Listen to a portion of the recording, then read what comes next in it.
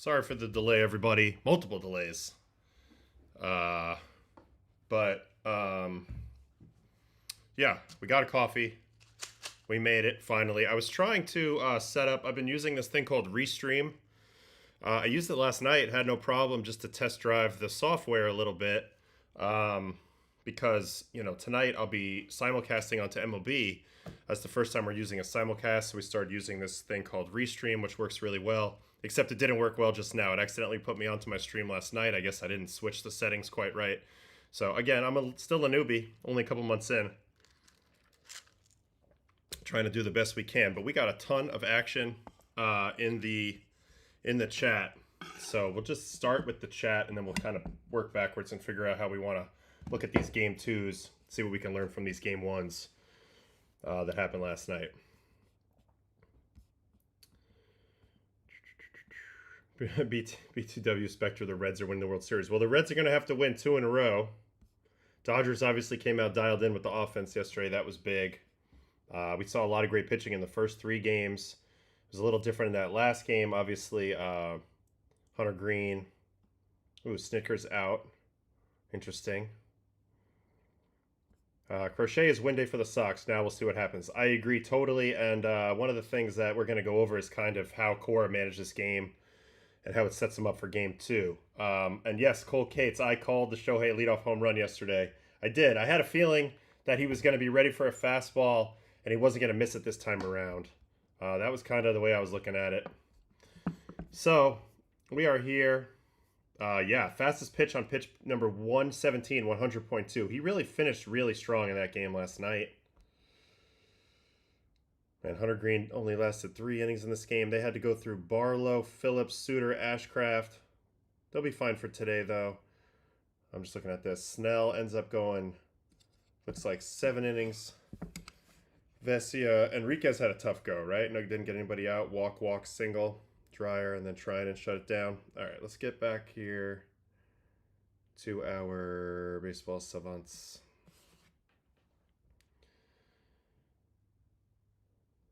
We are officially in October, by the way. So the calendar has flipped. Things have changed. We have elimination games tonight. Yeah, Snell, 7 innings, 4 hits, 2 runs, 1 walk, 9 strikeouts. Vesia gave up 2. Enriquez had a tough go. And then Dryer and Trinan ended up putting it to bed. Barlow, Phillips gave up 2 homers. He got clipped twice. Phillips did. Shohei and Teoscar, Suter, and Ashcraft. So I didn't see a lot of the second half of this game. But I think this was kind of the only game that wasn't really ever close. Dodgers kind of had control of this one the whole way.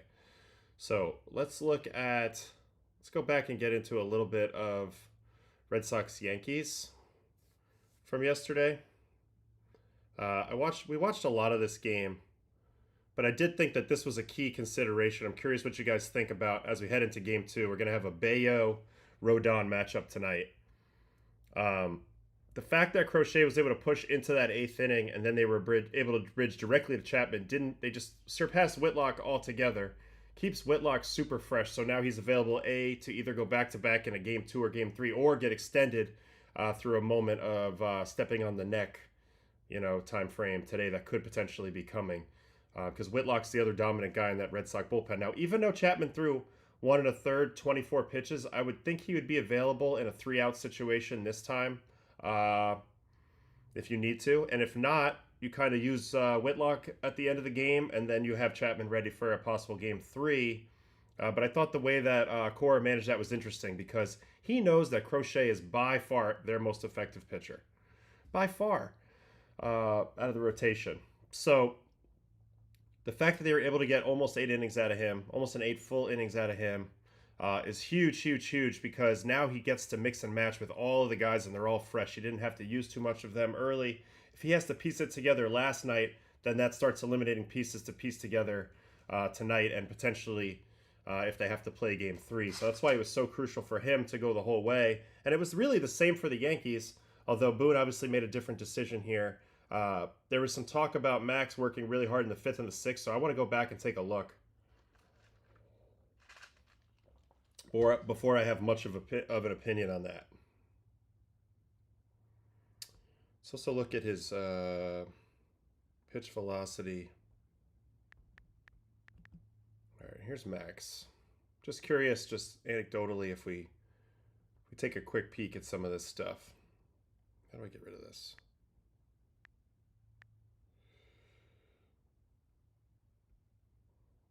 All right.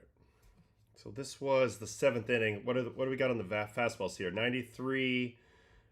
Those are cutters. So sinker 93, four seam still 96. Here to Narvaez in the end of the 6th inning.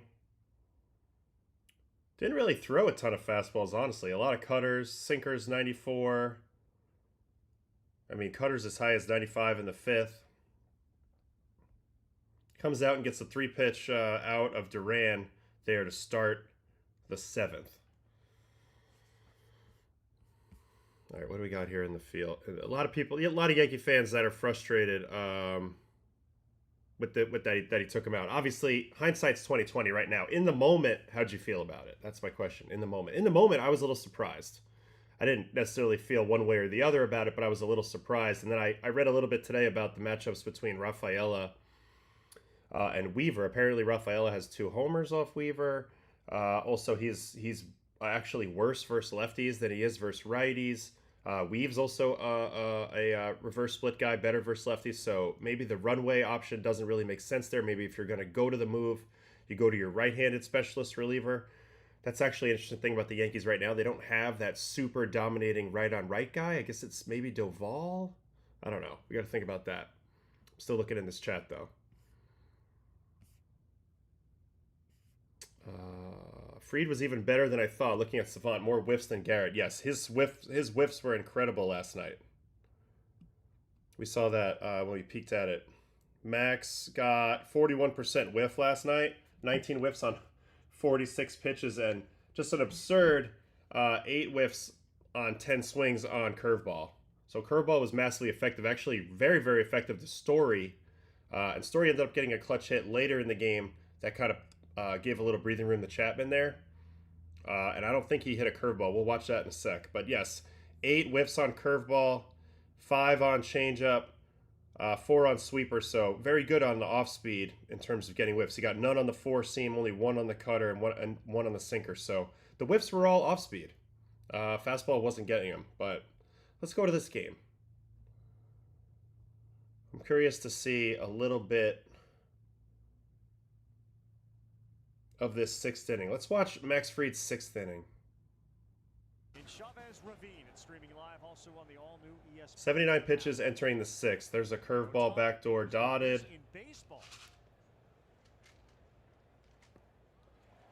Curveball way in front. Twice he is grounded out to third base. Yeah, I saw Max's comments as well, Spectre. He didn't really say much, but he said a little bit without saying it. So this is maybe some of the types of reps that were referenced, I think, running away from his pitches a little bit. This is a 1-2 sweeper that obviously he gets way ahead of it. And then changeup. I do think the bigger story in this game, to Scott Ward's comment in here and to his point, which is very true, it really came down to they didn't hit Crochet. This was the 5th time you face a dude, and as good as he is, it's the 5th time you face him on the season, and the offense doesn't do it. What just happened here? I must have switched the game on me already. Here we go. So that's the first out. He gets it. He gets a strikeout. And then here's a walk to Narvaez. This is a 9-pitch walk. So this is like, had to work really hard. This was part of the argument. He had to work really hard. There was a couple more misfires here. The command started getting away. To this point, I'm not seeing that. There was 1 misfire. But it looks like Narvaez grinds him down a little bit here. Slider in the dirt. Curveball spin rate still outstanding. And, you know, they have metrics to track all the little things, too. Like biometric stuff that they can go ahead and check between innings. And different things like that. How a guy's moving. Are things slowing down? You know, other ways that they can try to find fatigue. Also, he gets balled here. This would have been a strikeout. So this was huge. This would have ended the at-bat. This ends up being a huge call in this game that they don't get this. Wellesley hates it. Oh, to me, that's a strike all day. I'm surprised he didn't call that. And then 3-2, they battle for a couple pitches here. Sinker, foul ball. This is 96-4. So for me, the velo's still outstanding. But he is able to draw a walk. It just shows you how one little call here, one little call there can really get you. So yeah, he leaves a couple cutters to the arm side. Maybe he's starting to drift off a little bit in his delivery, but I don't know. I thought he looked pretty competitive there. Then he immediately gets a double play here, but it is a longer at-bat, so he did throw a lot of pitches this inning, despite it being 3 up, 3 down. Sinker away. Here's a changeup. This was the devastating pitch all day. If they swung at this pitch, they didn't touch it. This one, he runs away from it a little bit. So there's been 3 of those, 4 of those now. Ooh, is the box too high on Narvaez? I don't know. I'd have to look at it again. I don't know. It felt like good height to me. Gets him to swing at 3-1 cutter. Ran away from that again. Okay, so I can see a little bit of what they're talking about here. He did work a little bit harder in that inning. He did run away from his arm slot on 4 or 5 pitches, I would say. So that's fair. But at the same time, he was effective.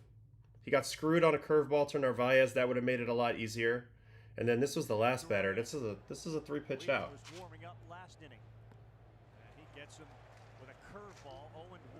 Yeah, Jane, I haven't heard from Gio. I've been reading the articles. I'm sure he's doing everything he can to get back. Seems like he's dealing with just like an irritation situation, so he should be fine. But definitely not. Don't expect to see him in this series. If he comes back, that would be surprising at this point. This was a hell of a play, too. The way he ran after this and outran Duran. Not an easy guy to outrun. Also, underrated play here by Goldschmidt. Little backhand, plant. Really good feed. Didn't have a lot of time. Had to have touch with that. So that's it. That's it for Max. They pull him right there. And they bring in Weave. We've all watched that. Go to Narvaez, walk in the 4th. He had to throw 10-plus pitches after it. Okay. Carlos Narvaez in the 4th. So let's see how this affects his pitch count. Sinker down, ball. Well, that wasn't even close. So he was already running away from his arm a little earlier in the game. So now it seems like more of that's just how he was. 97 up. Gets the 3-1. This ball's technically in there.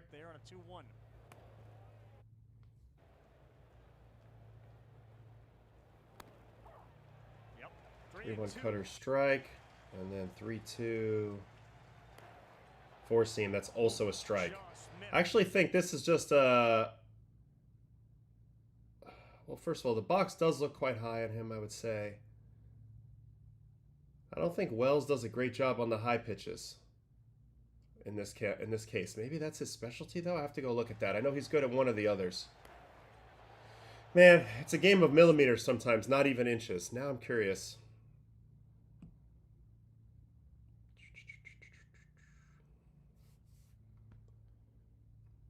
Wellesley is, yep, there it shows up right here. Wellesley is maybe the best at low pitches in the league. 13 positive, high pitches -6.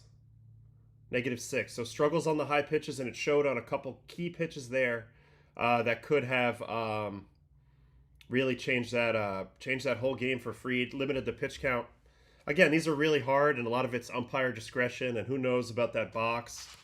But, man, it shows up here. Isn't that interesting? You know, because at the end of the day, if Max was able to go further, then you don't have to go Weave there. I wonder in the scheme of things what the pecking order is right now for the Yankees. Is it Weaver, Bednar, Weaver, or is it Bednar, Williams, Weaver? Is Williams ahead of Weaver? Because it seems like if Williams is ahead of Weaver, you would have wanted to get him in there. But it seems like the way you play it in the playoffs is, in a spot like this, it's already in the 7th, you go to your best guy right away. So I think it's Bednar is closer, but I think Weaver was top trusted guy, and that's why he's in the game there. That's my guess. Should that have been the case, though? Is Luke Weaver pitching as well as Devin Williams? Who's pitching better? All right, what else? 6 and a third, 102 pitches isn't exactly early. Could we have gone 120 like Crochet? Maybe, but the mistake was going to Weaver instead of the better arm. See, I think this is the mistake. It's not Weaver's a bad pitcher. It's that they had better options in this run of the lineup. You want to take him out, sure. You see things that we saw some things there. You can say he did his job. He gave us the start that we needed. Now, I wish there was a way I could maybe switch this by handedness, but let's see here.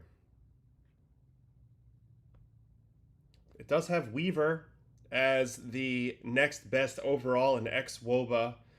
Devin Williams right behind him. Basically neutral, but I would like to see their splits righty-lefty here. Yankees versus righties we need to figure out. So,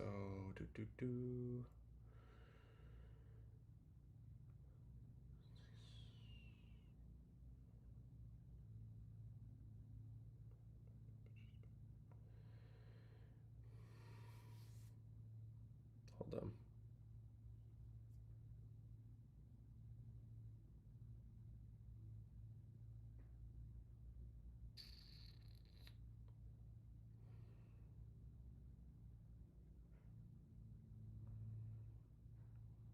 Oh, I don't want to create a chart. You can go to Savant Search. I feel like I'm not that good at Savant Search, and I should be better than that. Also, walking guy with a 42% chase isn't great. You know what? Let's forget the leaderboard for a second. Let's just watch. Yeah, exactly. You really want to know what's going on lately. I think you're right. I think you're right about that. I've watched a lot of Weaver lately, and at times his velocity's actually been up down the stretch, and I feel like that's caused him to pull off a lot. So let's see how this at-bat kind of goes wrong, because this is the biggest at-bat of the game. If we're really being honest, this cracked the door open and got the pitcher on tilt a little bit. So he starts him with a chase changeup first pitch swing and miss, and then a second pitch beautiful changeup swing and miss, and he's way ahead of both of these. And again, Rafaela, big strikeout rate, but hangs in here in this at bat. So 2 changeups down, then goes the heater up. This is an unbelievable fastball too, 21 inches of vert. So he comes out of the gate very, very strong in this at bat. Maybe he'd like to get it a little bit higher, but at the end of the day, fouls it off, gets another pitch. Goes back to that changeup. Barely hits it.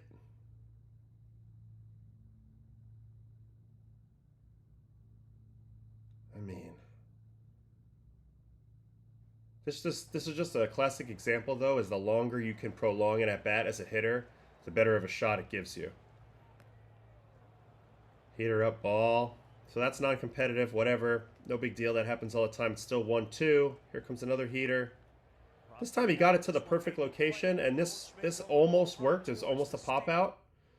But Cedon was able to drift this ball foul. So again, hanging on by the skin of his teeth. Going back to the changeup now.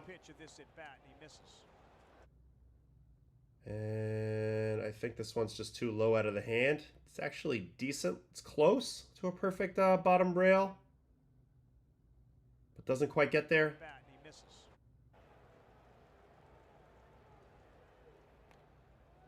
Fastball up away, foul ball. And I do think there's a little bit of an element of not having a third elite pitch. I know he has a cutter. He's certainly not throwing it in this spot. Sometimes 2-pitch pitchers, as elite as they are, it's just like a one and the other, a back and forth. You can almost sort of semi-find a way to foul a lot of pitches off in this situation. You don't have to look out for that third pitch. So I think that actually hurts him a little bit, and that's something that kind of flies under the radar in a situation like this. It's just fastballs and changeups. As good as they are, Cedon's seen them both. He's seen them both a bunch of times by this point. This was changeup middle. He almost got clipped for a double here. So this is a little bit of a mistake here. He's like, for God's sakes, just get out already. But he refuses to. He's all over that, pulls it foul.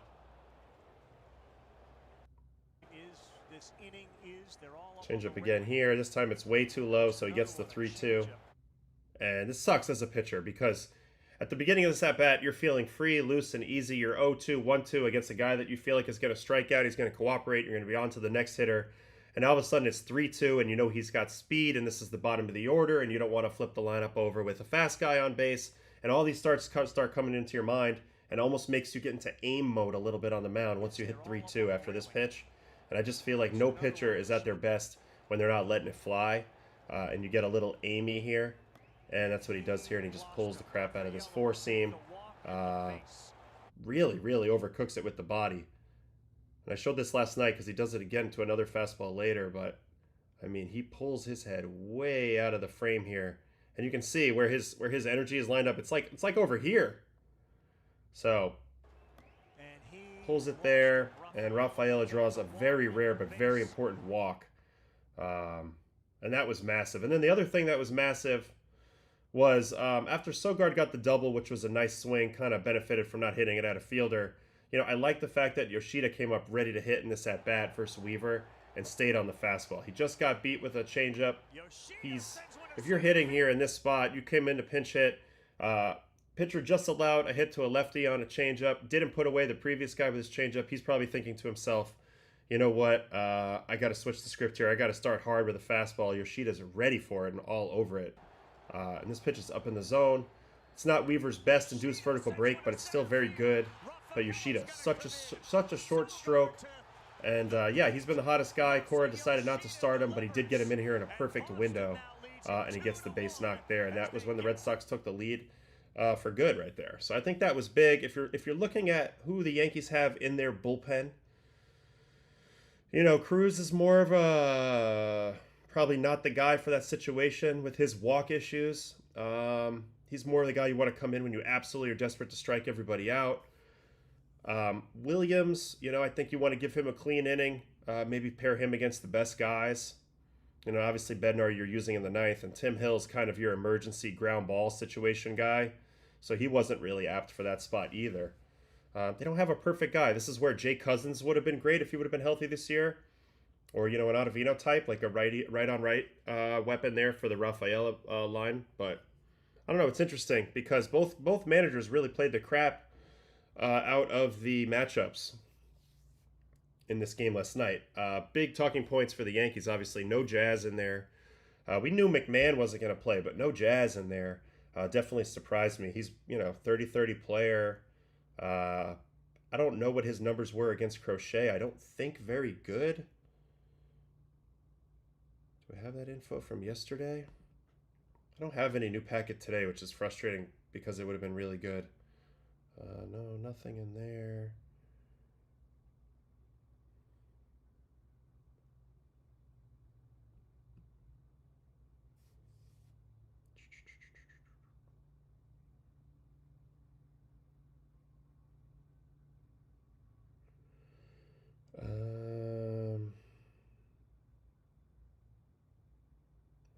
Where's the versus batter?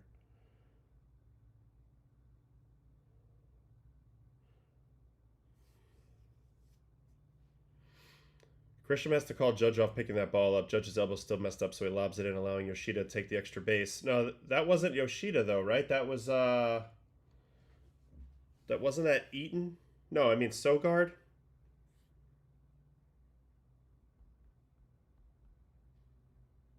All right, so Jazz versus Crochet.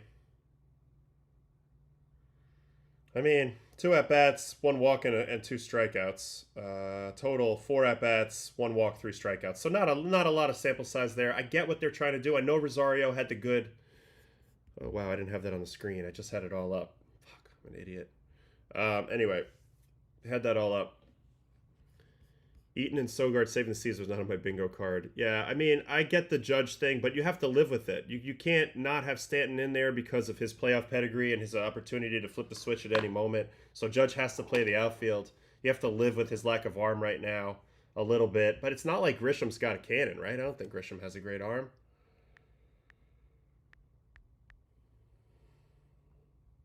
Yeah, arm value, arm strength, average. So I don't think that's a big deal. So Mike, I don't agree with you, Mike, here. Mike's saying Cora will try to get through this game most likely with just Bayo and Whitlock. I mean, yeah, if Bayo deals, but I think he's going to be a quick hook on Bayo today, mix and match with his guys. I think you'll see some Steve Matz possibly in this game. You know, maybe Weissert.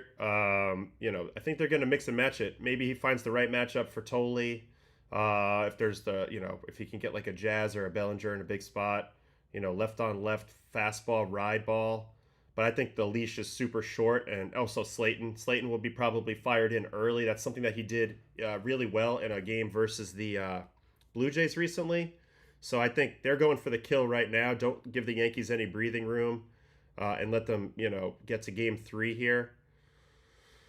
So I don't know. The Ahmed Rosario move kind of surprised me. In addition to Caballero, I thought one of those two guys would be in. I thought maybe it'd be Rosario at third, and then Jazz. I never thought Jazz wasn't playing, so I was a little surprised Jazz didn't play.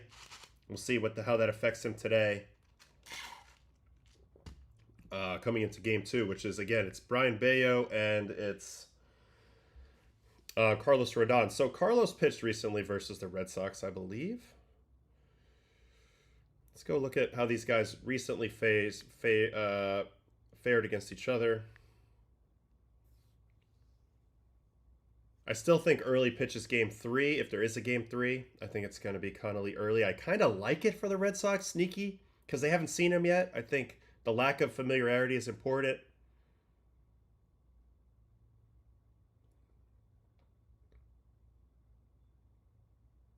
Oh, so Connor Russell's thinking Bayo's going to make it 6-7. I think that would be a huge win if he goes 6 or 7 innings tonight for the Red Sox. That means he's doing a lot right. I don't think Alex will give him very much chance to figure things out. So his most recent start versus Boston came on August 24th, 5 2/3, 1 hit, 2 runs, 5 walks, 3 strikeouts. Kind of a grindy game for Rodon. Earlier in the year, he pitched back-to-back starts against Boston, got roughed up in one game. In the game in Yankee Stadium, 5 innings, 5 earned on 2 homers. And then in Boston, 5 innings, 7 hits, 3 earned. So he hasn't had that dynamite game against the Red Sox this year. But overall, I mean, we all know Carlos had a sick year this year. 3.09, 18-9 on the mound, almost 200 innings. He got the blueprint a little bit from Fried yesterday. So do you think we'll see more changeups out of Carlos today? Because Max was super effective with his changeup yesterday. That's also become a big part of Carlos's game. I think we're going to see a heavier dose of changeups today would be my guess. Yeah, 20-25 pitch usage, changeup 16%, sliders 28, fastballs 42. Curveball's only 4%. Max also used that quite well. I don't think you'll see a ton of it, but I think you'll see the changeup boost up over 20% in this game. That would be my guess. Now, as for Bayo, he had started off this year super well against the Yankees. He ended up having a nice year, 11-9, 3.35, 166 2/3. And he did have a recent start versus the Yankees here where he got roughed up a little bit finally. This is the first time they got to him. This one was in Fenway. 5 innings, 5 hits, 4 runs, 4 strikeouts, 1 home run. Let's go back to this game. I'm curious to see. So this is September 13th, Red Sox Yankees.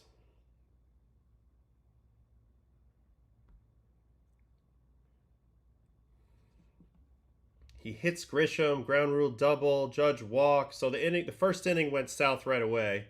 I would expect today to see the traditional Yankee lineup in there. You'll have Grisham at the top. This will probably be the wow, kind of leaned into that. This will be kind of the lineup today. Rice gets in there. He makes an impact with the bat. Little backdoor cutter. Driven in the gap. 105 there. Judge walked. Bellinger, fly ball, sac fly. So this makes it 1-0 Yanks. So a pretty good first inning rally off Bryan.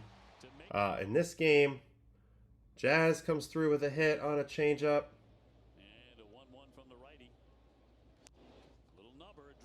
Little infield hit.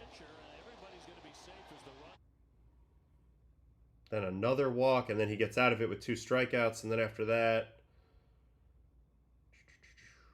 pitches around a little traffic in the third. Jazz eventually clips him for a home run here on a cutter.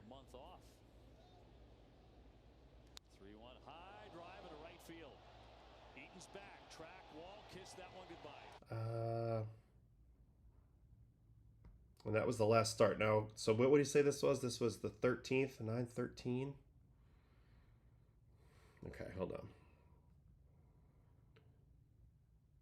No, we need September 13th.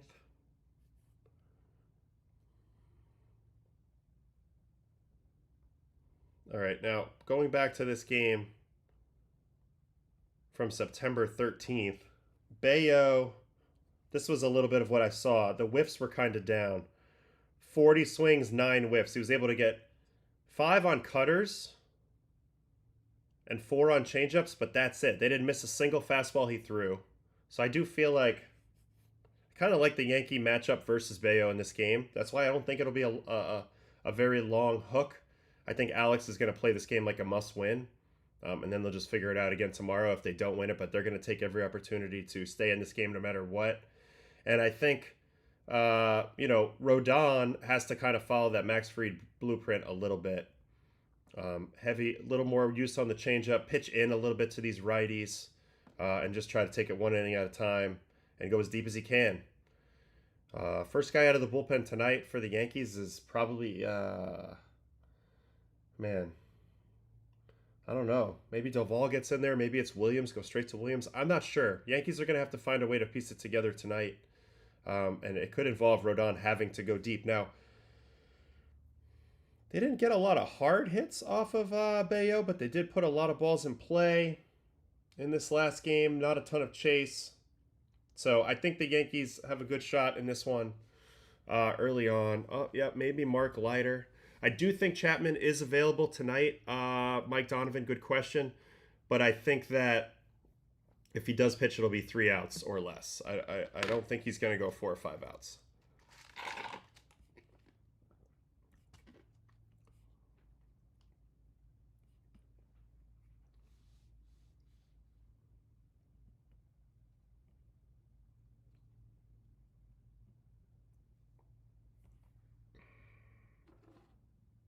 Bello seems tired in September. Do you think he can turn it around? I mean, I don't know. How was his velocity? How did his velocity hold up this year? Let's see.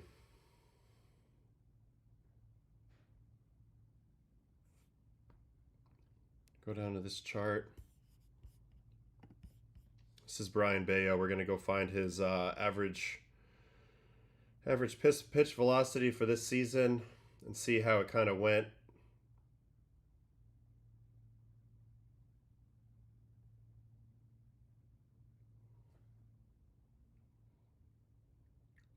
It's about the same. Up, down, up, down, up, down the whole way. So nothing really to see here.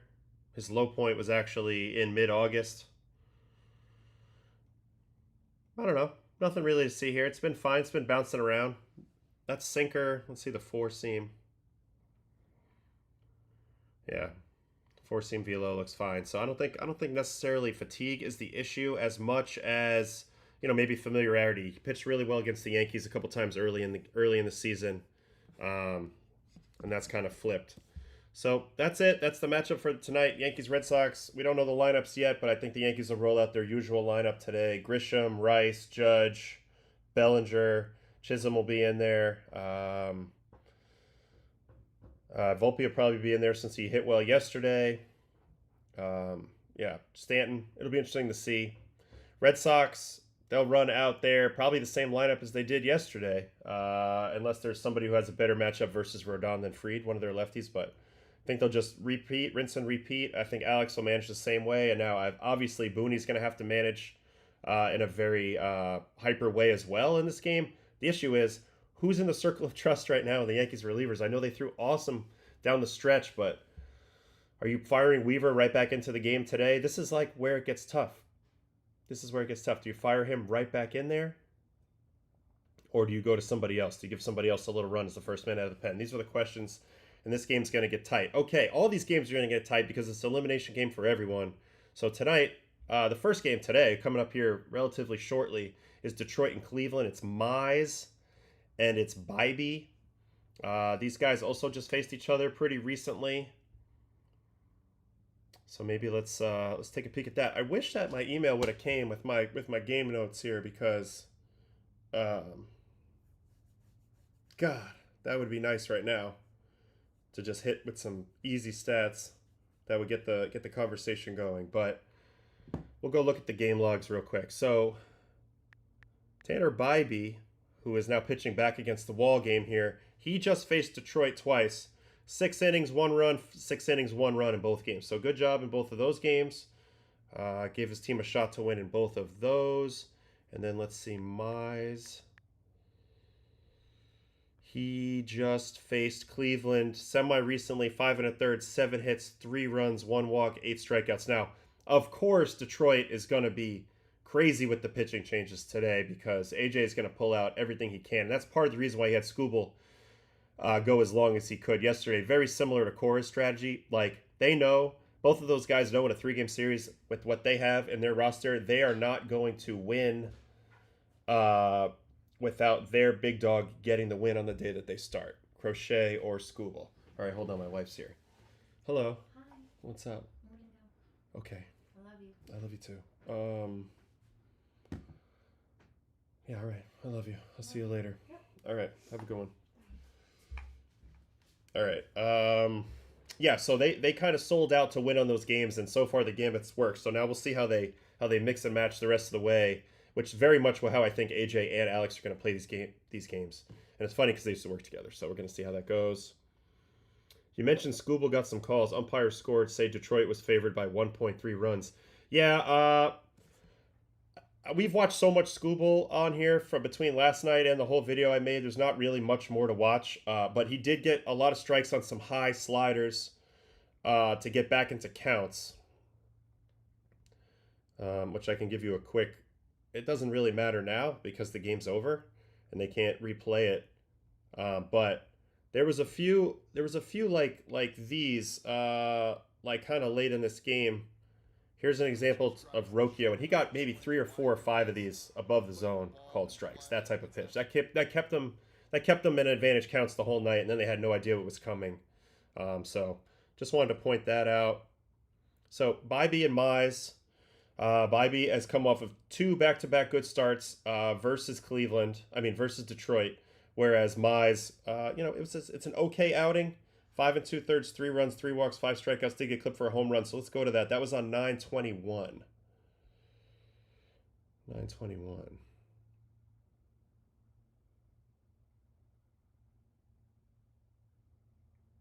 Sure wasn't on 9/21. What day was that? Oh, 9/16. Here it is, Casey Mize. So who got him? Nolan Jones. He's not even playing. Arias clipped him for a home run on a first pitch. On a first pitch fastball up and away.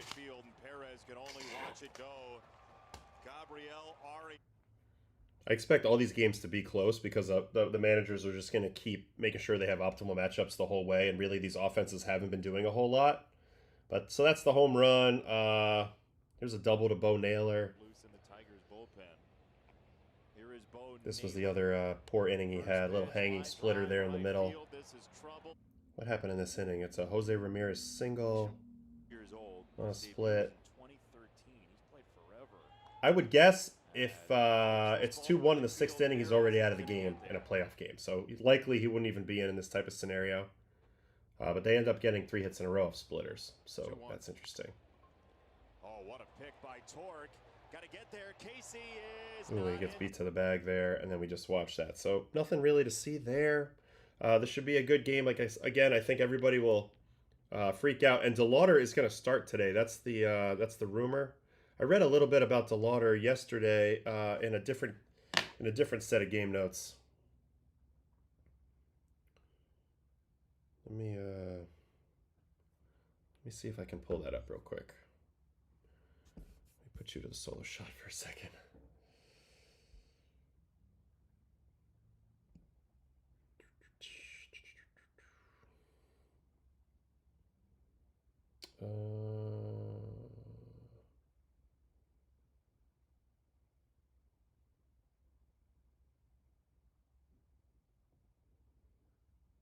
Just downloading this real quick.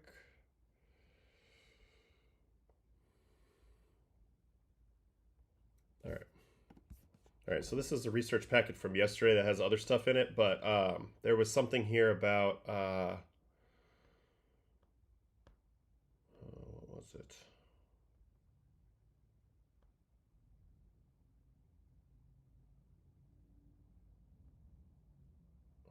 What the hell was it?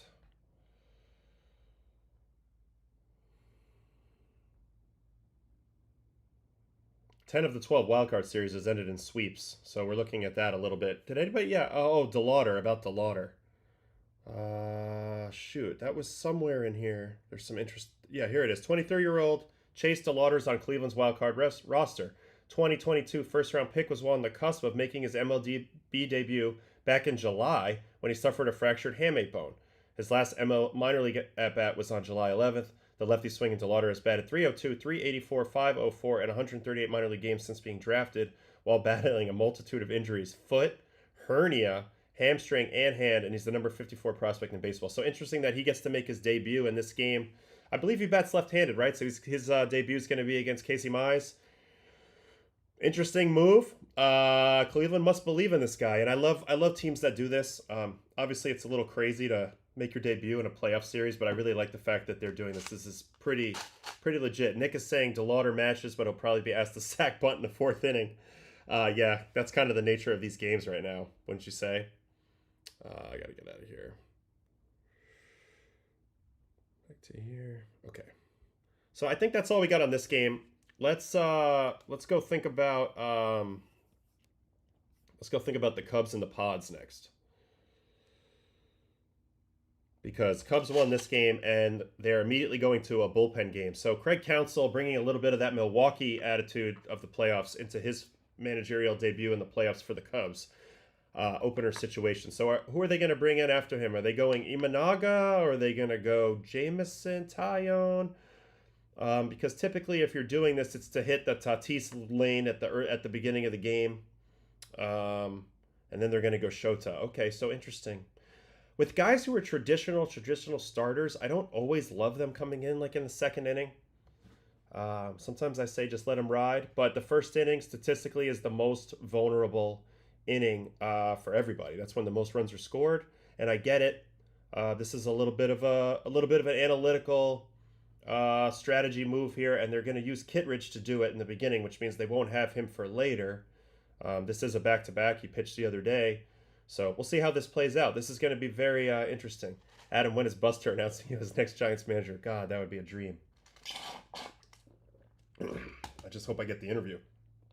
Anyway. What else we got here? Yeah, so opener to Shota. Okay, bro, hernia is no joke, Jaden says. I don't know how people come back from so fast. Peptides. Definitely not peptides. They test for all that. So these guys are coming back other ways. But there's so many modalities now.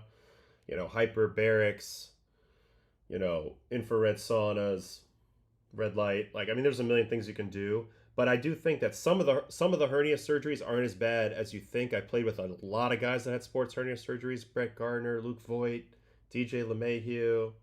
A lot of guys. And believe it or not, they all came back relatively quickly. There was a point where it was kind of a pain tolerance thing. And you could work back a little quicker than you would think. I would think it would be awful to have to get surgery in that area. And then, is this true that Albert's going to be the manager? Spectre says. That makes sense in my mind. The relationship with Artie Moreno, and I know Albert's obviously looking to be a manager. Would that take him out of managing the Dominican team? What would be more important to Albert, managing DR and the WBC or being the manager of the Angels? I don't know. Cole Cates, off topic, but what are some recovery things you did to keep your arm healthy during the season? I mean, listen, I can talk for days about this. This is the part of the game that I felt like I mastered. The ability to get healthy and stay healthy. In terms of the modalities that I liked, hot tub, cold tub, sauna. I would do a little bit of the laser at times, but I would do it myself. I would never have a trainer. I hated massage. I never let them massage me. I did a lot of cupping, but I did self-cupping. I would have like the rubber silicone cups, and I would just stick them in different spots, just trying to keep that fascia moving and keep everything from being bound up. Don't want things to get bound up or stagnant in there. I want the blood to be flowing constantly. Getting sleep, getting hydration. Then I did a lot of positional breathing. I had a routine I did every single day that would kind of that was very important. I had some things that would open up my rib cage, get a lot of air into my chest, into my back, expand things out, make sure that my lats were getting nice and stretched out and loose and ready to go and firing, and I have a lot of things that I would do to get different things firing. Also managing my workload. So I could go on and on about this forever. Use of isometrics. There's a million different things that I did, but a lot of it was learned over time through trial and error. All right, we got to get back to the games. Extremely arty move. Yeah, that would be the move. What do infrared saunas do? So what they do is they kind of cook you from the inside, and the whole point of saunas in general, in addition to having you sweat a little bit, because you don't get as hot in infrared as you do in a typical feed the rocks type of sauna, which is one of the ones the Mets had that me and David Peterson and some of the boys used to get to like 200 degrees and just suffer for 20 minutes, and I love that so much. And I go right in the cold tub after that, feel like I'm going to pass out. But you get into that sympathetic, nervous system state, and then the recovery starts a lot better. Anyway, it's a whole nother story. What does the infrared do though? The infrared kind of shoots the light, the infrared, into your body, and it kind of cooks you from the inside. But the whole point is to stimulate you on the cellular mitochondrial levels, and also to make your body at some point think that you're freaking dying. So your heart rate starts kicking in, and the heat shock proteins start kicking in. So it's a hormonal release that ends up sending a lot of good things into your bloodstream that contribute to recovery. So that's the big thing. It's the hormonal release. Wow. A finalist is Pujols, Torrey Hunter, and Michael Young. Wow. All three ball players. All three amazing ball players. Michael Young always felt like a manager to me. Torrey would be awesome. I know people would love to play for him, and Albert too. So that's pretty dope. That's pretty cool. Snicker also not coming back as manager of Braves. I wonder if Walt, my guy Walt Weiss, takes over there, or how they work that. It's very interesting to see. Question here from Jail Goman. Do you think the first inning being the worst is because of the top of the lineup, because of starters? So I think it's a combination of both. It's your best hitters. You line them up the way you want to versus that starter. So there's a nature of it's your best, most talented guys also lined up in a way that you think will work. And on top of that, I think it's hard to pitch the first inning as a starter. You haven't pitched in 4 or 5 days. Sometimes if you're going to be rusty, it's going to be right at the beginning. Ooh, Marcus Valdez. Speaking of bunting, any thoughts on Merrill bunting in the 4th with a runner on first after being 1-1? Let's go look at that. Let's go look at that. So this was in the Cubs-Pods game.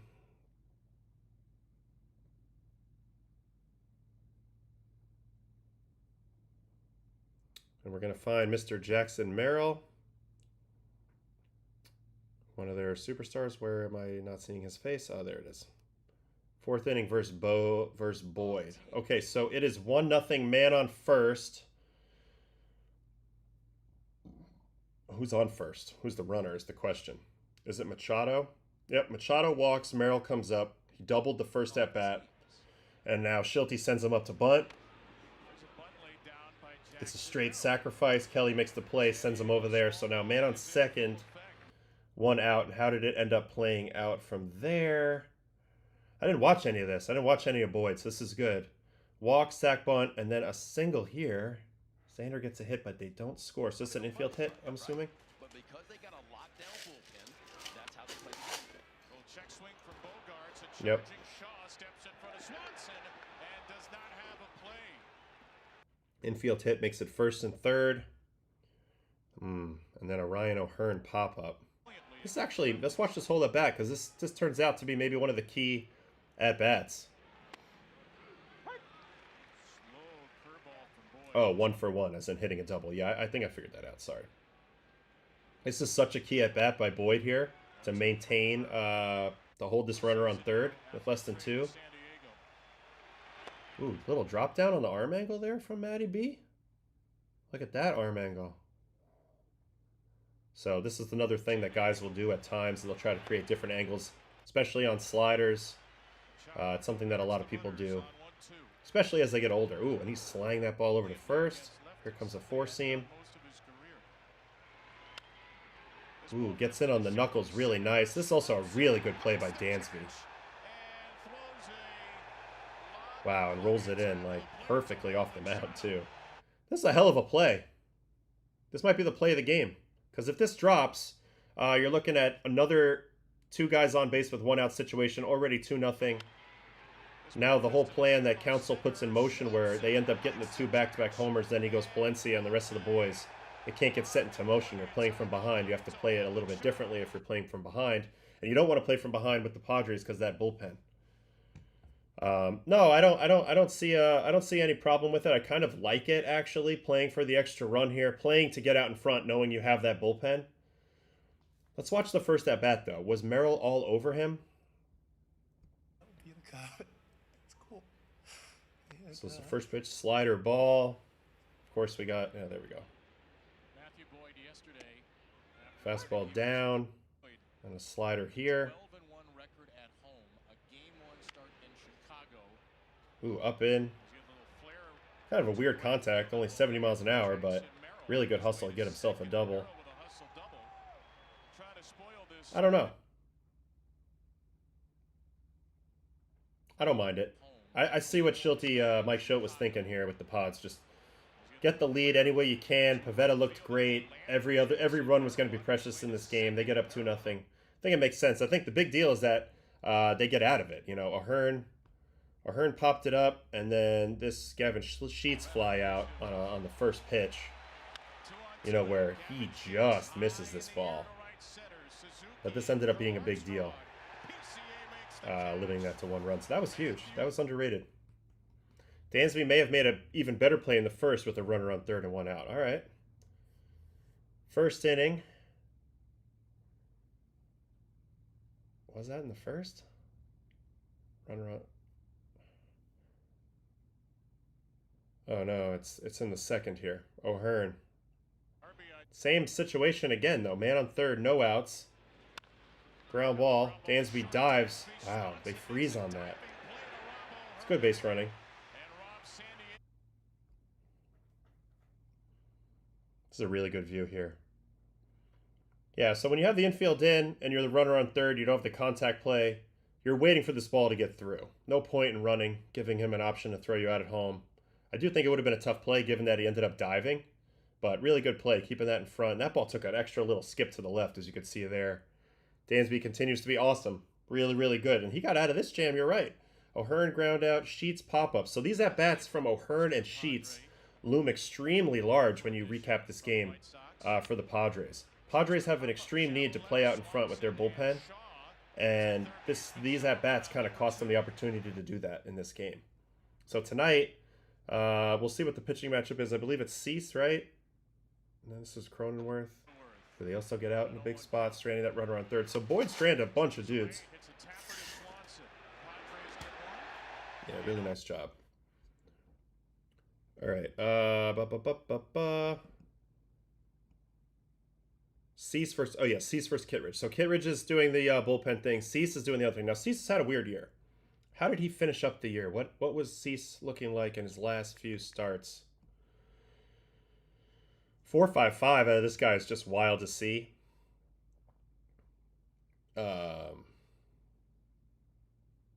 Here's his last few starts. So his last start of the year was against Milwaukee. 5 innings, 6 hits, 1 run, 2 walks, 8 strikeouts.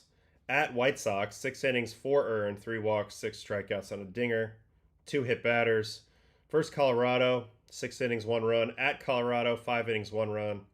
And then Baltimore, 5 innings, 2 runs. That's not bad. I feel like he ended up okay towards the end of this season.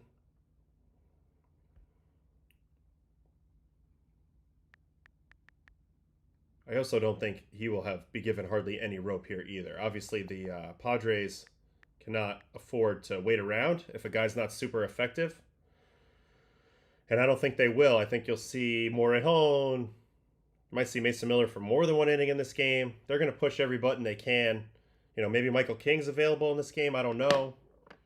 Ooh, I just got a text from John Jastrzemski.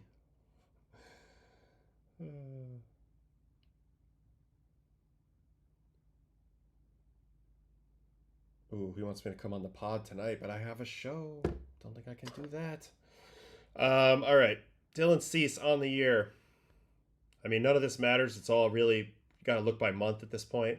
But what a weird year, man. The slider, the +4, but the fastball was a negative pitch for him this year. The curveball was a negative pitch. I think the big issue for him is he's a two-pitch pitcher. I don't see him doing very well in this game. I think this is a very, very nerve-wracking situation for the Padres. They might have a guy warming up at the very beginning of this ball game. You've got no shot of letting Cease do anything but strike everybody out. As soon as he's shown to come back to earth a little bit, I think they're going to be in trouble. And they're going to have to get him out of there. Two-pitch pitcher right now, fastball slider. Yeah, he's got other pitches, but that's the issue, I think, a little bit with him. And we're starting to see two-pitch guys get exposed at this point. Hunter Green from the Dodgers last night. A couple of the relievers, Weaver, for example. So we'll see. It just gives you, if you don't have that third above-average pitch, sometimes it gives you just less possibilities to kind of tiptoe your way through things. And for the Cubs, they're going to obviously run out a lot of the same guys they did yesterday, and Imanaga is a big deal. How did Shota finish up the season?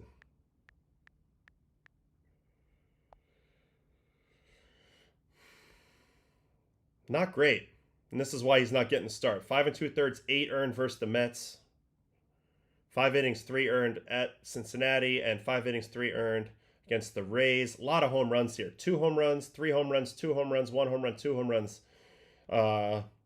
in his last handful of starts. And he, even though these two are QSs at the bottom, Cubs and Braves, both of these games are 6 innings, 3 runs. They're not like super great starts. Their game scores are right at league average. So 51, 54, nothing crazy there. He's actually not been in top shape. So this is interesting to see. It's just interesting to see. I think the Padres need to play out front, but I also think Counsell should be careful. I think he's going to chase this one, even if they're losing. I think he's going to chase it the whole way. Yeah, I think all these teams, even when they're leading 1-0 in these series, they manage kind of like it's a must-win, and then they'll pick up the pieces after. Unless it's like a crazy thing happens and they're way down, then maybe you punt it. But for the most part, I think you chase it really, really hard here. If you're the Padres, you got to feel pretty good about your run-scoring chances in this game. You've seen a lot of their relievers yesterday, so it's back-to-back days seeing those guys. And Imanaga does not appear to be in top form. I would love to see what the wind would be like today in Wrigley. That should be an interesting factor in this ball game. I don't think we're going to get any info on that, but also we saw yesterday you had a little bit of a shadow issue in this game as well, so tends to favor offense being mostly early in the game, and then maybe late in the game be a little harder to come by.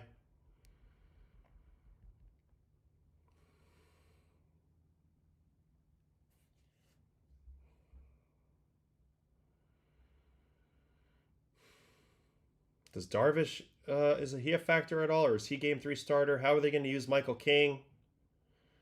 I think Maury Hone's back in there again today. On the Cubs side, maybe Thielbar gets some action. I think Pomeranz is right back in there. We all know Kittredge is opening, so they're going to have to use other guys. Maybe Taylor Rogers. They're gonna mix and match it a lot today. I would expect 5 or 6 pitchers used on each side in this ball game. So that's probably how this one will be managed. And then the last game to really look at is the Reds and the Dodgers. You got Yamamoto going for the Dodgers, so he's in a great spot. He's been absolutely shoving, and this has sweep written all over it. The Reds are countering with Zach Littell, interestingly, who I feel like has had a pretty lucky kind of year. His biggest quality is just this walk percentage. 4.2 walk percentage is really, really good. But you're going up against Yoshi right now, who is man, he's on a burner. Check out the last 5 starts from Yamamoto. 7 innings, 1 run, 8 2/3, 1 run, 7 innings, 1 run, 5 1/3, no runs, 6 innings, no runs. So if the Reds were to be able to win this game, you got to somehow don't allow Yamamoto to get deep into the game, or you got to beat him outright, both of which are going to be really, really hard to do. And then, because they just don't have the offense. And then maybe the hope is you get to that bullpen once you get out of him a little bit.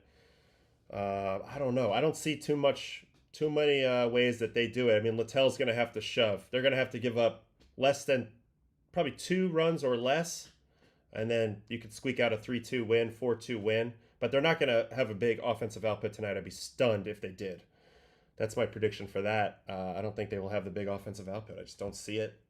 Yamamoto's been too damn good as of late. Like, way too freaking good. All right, let's get in here now. So technically, Scott just said in the chat Ohtani to close tonight, but Ohtani is scheduled to pitch Game 3, so I don't think they just do that and risk it. And then if not, they'll start Ohtani as the Game 1 starter in the second round. After that, so that'll be interesting. Maybe Glass now gets in this game, but I mean, honestly, I'm expecting Yamamoto to go long and hard and really, really freaking good in this game. I mean, he's been the best pitcher in the big leagues, I think, the last month. All right, Nick Cowell. Adam, why do they force playoff games at 1 and 3 p.m. instead of having all 4 games start at 8? I guess it's just more room to breathe for the sponsors with the commercials and stuff. You can't if you're watching one game and another game's going on, then you can't possibly be watching both. I don't know. I guess people want their own clearance, their own room to breathe. I don't know. Good question. I think they do overlap a little bit. On Baseball After Dark last night, we had a little overlap between the Red Sox, Yankees, and the Dodgers, Reds. So I don't know. Interesting. I just don't like daytime playoff games, me personally. How do Yankees approach Brian Bayo tonight? Has that changeup and fastball up in zone cutters? Yeah, I mean, they've seen him a lot, and they hit him pretty well the last time, so I think they have a pretty good idea, and it's going to come down to command of that cutter for Bayo. If he keeps it in the up-in quadrant to lefties, he'll be fine, and backdoor. If he misses down middle, good luck versus those lefties, and the changeup too, just don't miss up middle with it. He's got to be at the very bottom of the zone with it all the time. He's not getting any whiff on his fastball, so the location on those is important as well. Make sure he gets himself a chance to get weak contact since they're not missing those. I couldn't believe the Dodgers bullpen last night. They would have walked the tying run to the plate after an 8-run lead had Stevenson not swung at the ball 3 times. I know, crazy game last night. Enriquez couldn't throw strikes. Vestia really struggled. But that's why having the best offense, I've started to come around to this way of thinking the last few years. If you have the best offense, that's going to be a big deal. Eventually the other teams run out of pitching, but the offense just keeps churning and making that a reality. Of course you want to have the pitching as well, but I think the offense breaks the other team's pitching before your pitching outpitches their pitching, if that makes sense. It's just the quality of the offense that can do it sometimes. Is it a bad look? It's a bad look to have empty stadiums for a playoff game because it's 1 p.m.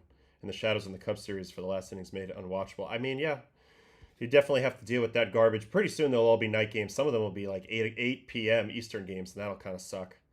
How much can the best offense help when you're up against the best pitching in the playoffs? They can't always get 8-run leads. No, of course not. Of course not. It's a good comment, but I think over time, it only helps you more as the playoffs go on, as the attrition factor starts to weigh in, and guys get more tired, and the bullpen gets more involved in these games. Of course, when you're facing a rested ace, all charged up in Game 1, doesn't matter how good your offense is if you're facing Tarek Skubal in that situation. But a lot of times you can win these series by beating up on the non-aces. Right? And then eventually maybe you face that guy, he comes back around a second or third time in the series if it's a 7-gamer, and you get him later. It felt like we just ran out of pitchers to get the Dodgers out last NLCS with the Mets, more so than anything else. We just couldn't stop them from scoring. They had seen us too much, and they had too good of an offense, and that power seemed to grow as they got more and more exposure to our pitchers. Yeah, and we still haven't seen Roki yet in the playoff yet, so he'll probably pitch tonight. I was also surprised a little bit at Green's underperformance last night. But at the same time, if you watch the previous game, Dodgers were a lot more on him than other teams had been, and I think that they have the guys capable of hunting that fastball. He didn't have pinpoint command. But it is going to be an interesting game tonight. Really, all 4 of these should be outstanding. Another great day of baseball. Another great day of baseball. I will be here on Baseball After Dark tonight. It will be a simulcast on MLB, so just come to my channel, and we'll do it normal, and I'm pretty sure only people... We're going to see how the chat's going to work, but I'm going to try to have mostly just the people from my channel, because you guys have the best chat going, I think, in baseball. So we need to keep leaning into that, and it should be an electric day. Hopefully we get some 1-1s after this, because I'd love for tomorrow to be a fun day, too. I don't want to see all sweeps. But you know what? It's up to you got to play the games, and we'll see what happens. All right, I'm going to sign off for today. I got to do a radio thing in 4 minutes, so I got to get into that mode. And then you'll see me tonight on Baseball After Dark. Sorry for the delayed start today. It was only an hour and 7 minutes, but good chat anyway. We had a good look back on a few things and how we feel like today might go. So, see you fellas and ladies. Bye-bye.